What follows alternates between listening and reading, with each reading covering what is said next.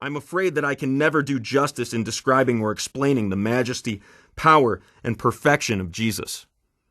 That's the nature of human discussions, I suppose. No matter how high above my own experience I reach, I'll never be able to adequately pen the qualities of a perfect God.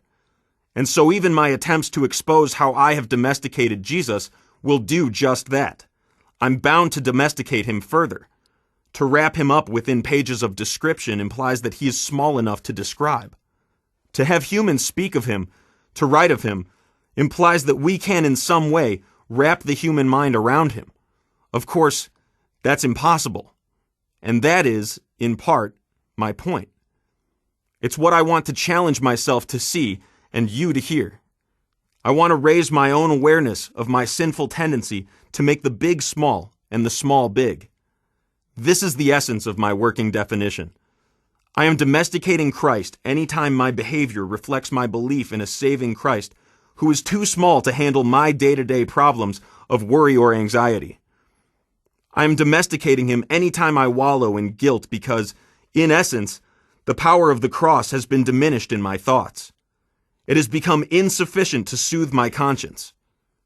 Domesticating Jesus is so much more than just recognizing his infinite power and falling on our faces in awe. He obviously doesn't reveal himself in his glory, at least not in his full glory, or I promise I'd never get out of a face-down posture. Of course, I wouldn't survive a millisecond of his revealed glory, so even that statement is ludicrous. But these essays are about how I domesticate him every day in so many ways, in little things like doubt, anxiety, or fear about the future. From the start, I'll share my bias. Not one of us on this side of heaven will ever really understand Christ in all his glory. But every one of us can make an effort to remove a few of the filters that have dimmed the true light and replaced it with something else altogether. Bias number 2. I don't have all the answers. If I accomplish my goal, you'll be asking more questions at the end of our time together than before.